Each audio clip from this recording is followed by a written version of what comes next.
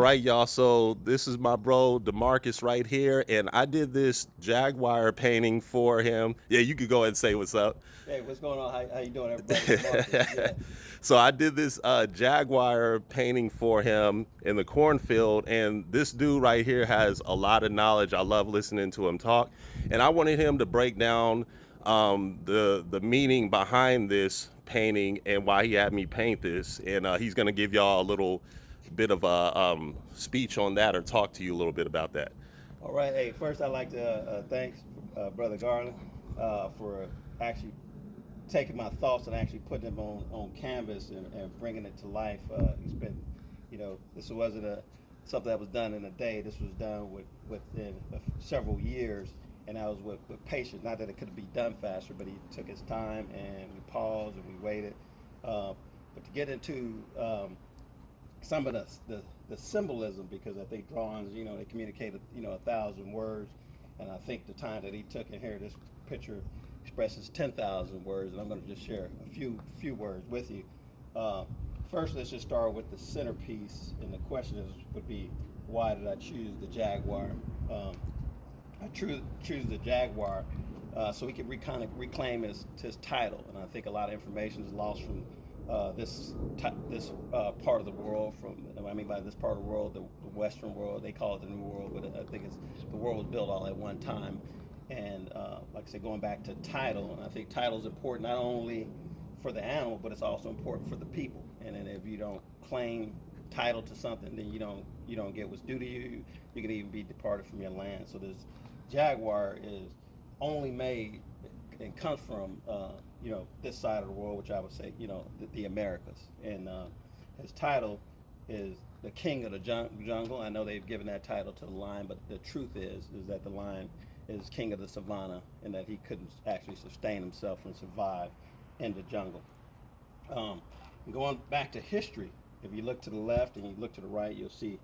It's just a beautiful artwork and color work, and we chose the color red because it's an intense color, and there's history in that itself. And the reason we chose corn, because corn actually comes from this side of the world, which means it originates in the Americas, and it's the primary food source even today. And the three major food sources, as far as the world, you have rice, you have wheat, and you have corn.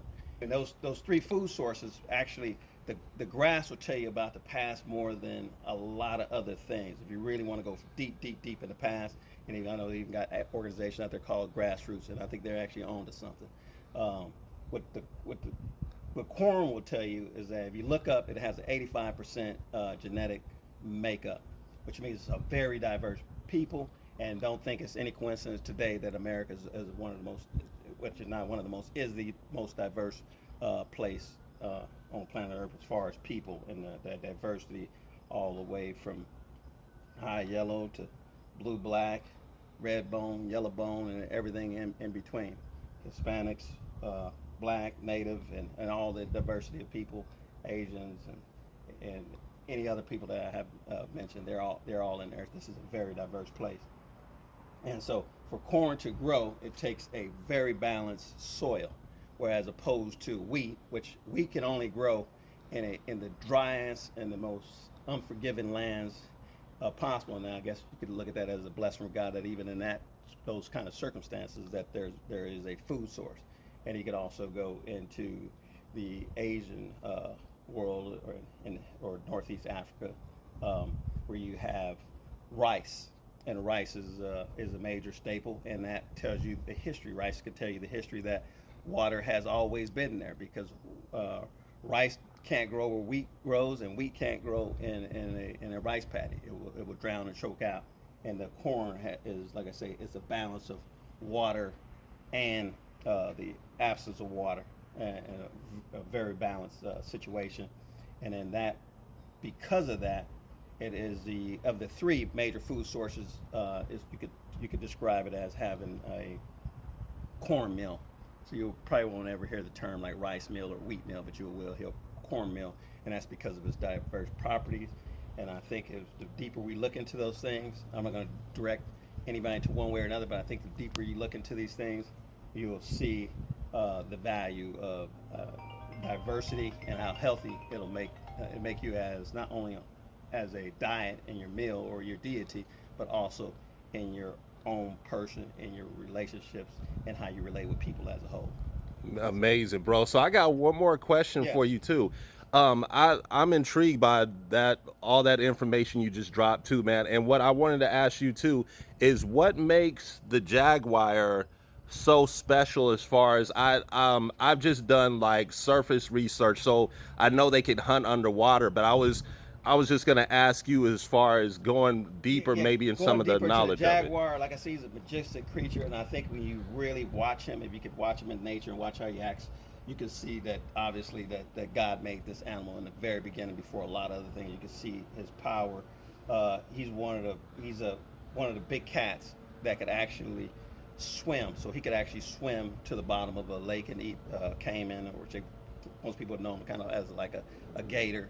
He could go in there and actually hunt them and go into the bottom of the water and bring them out and climb up a riverbank and take him up into a tree, That's all with the amazing. bite of his force. And that the jaguar, his bite his force is almost 3 times that of any other big cat, Wow. including the lion and the tiger. So his bite force is stronger. You know, you look at this picture, you can see the development, the muscle, the framework, the kind of power that it would take to go against a river. See, he's a master of the Amazon River, and the Amazon River, its force is 200,000 as opposed to, like, say, for instance, the Nile, which is 2,000. Got So you. this is kind of climate and conditions that has built him up to have this kind of stockiness and strength. And if you look at him, he's beautiful.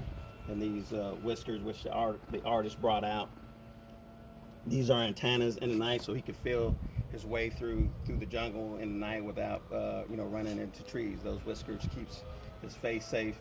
The jaguar, like I say, is definitely a majestic animal, and like I say, and you are what you eat. And his diversity is in his ability. Not only he has a bite force, he's able to climb trees and swim in the bottom water. So that's a very diverse animal, and I think all of those abilities don't they don't belong to him. They belong to God, but God sent those things to him through the food. And I think that even though he may not eat corn, he eat what eats corn. And at the end of the day, he's part of that cycle and connected.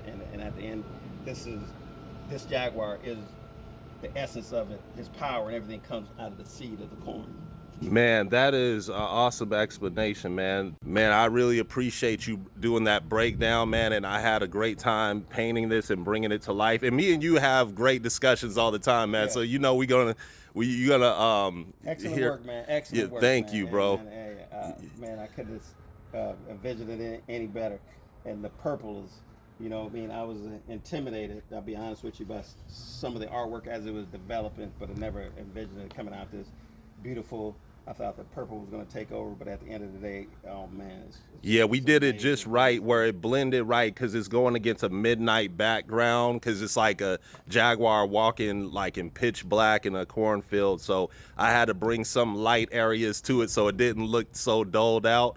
So I'm just glad we were able to do the project, man. And me and you are gonna definitely be doing more stuff with each other, bro. Yeah. So you Okay. want to say anything No, before that's you? it. I appreciate everybody taking time. Whoever listened to this, and if you ever want to come and see it, just reach out to Brother Garland, and then we could definitely show it. We could definitely show it to you, and maybe in the future I'll plan on putting it maybe in a few art shows.